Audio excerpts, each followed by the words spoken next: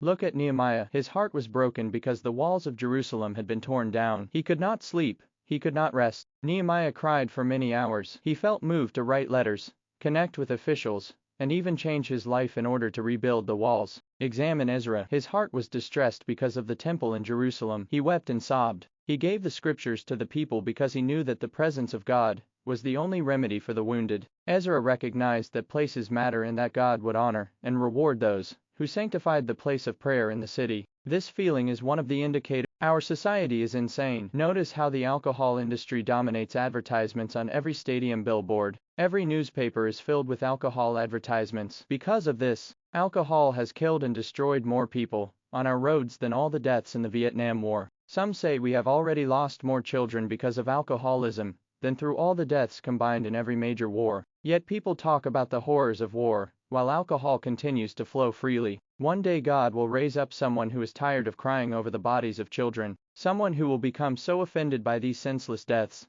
that their purpose will become clear. Then this purpose will turn into an obsession, and that person will rise up to fight, saving the life. Have you ever cried for hours because of bankruptcy or debt? Think about families who have no financial resources because of a father's alcoholism. Think about children who cannot go to school because the money was wasted on alcohol. Do you cry when you see homeless children? What makes you the saddest? What depresses you? What makes you cry? Pay attention to that. Tears are clues to where God will use you. Where you hurt the most is the sign of where you can heal the best. Remember, what grieves you points to something you are assigned to heal. What you love is a sign of your gifts, your abilities, and your wisdom. Love produces wisdom. Let me explain. When you love children, you begin to develop a special wisdom to deal with them. You begin to understand their. When you love animals, you develop an intuition, a specific wisdom regarding their behavior. You can sense what they are feeling. When you need wisdom in your marriage, love for your spouse must come first. Wisdom is the product of love. Persistence is born from love. When you love something, you become filled with extraordinary determination and persistence. Recently I read a powerful story about a runner. In his youth,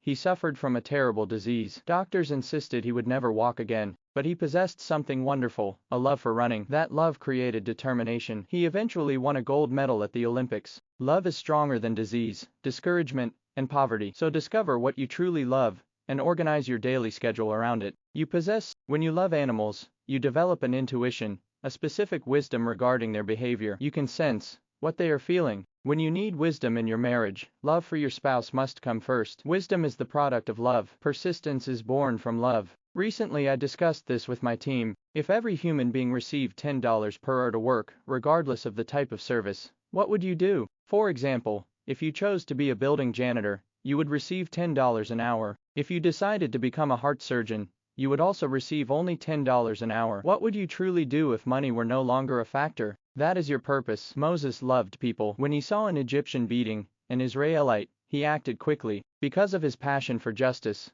he killed the Egyptian. That was wrong and delayed his purpose. He cared deeply about people's cries. Moses truly cared. His compassion was deep. Precisely because he loved his people so much, he was able to lead them. Abraham loved peace. He hated conflict. So when God decided to destroy Sodom and Gomorrah, Abraham became an intercessor for Lot, his nephew, who lived in Sodom. Abraham's love for peace and justice was rewarded by God. Although Sodom and Gomorrah were destroyed, Lot and his daughters were saved. This happened because the father of faith possessed something precious, a love for peace, which produced the wisdom necessary to achieve it.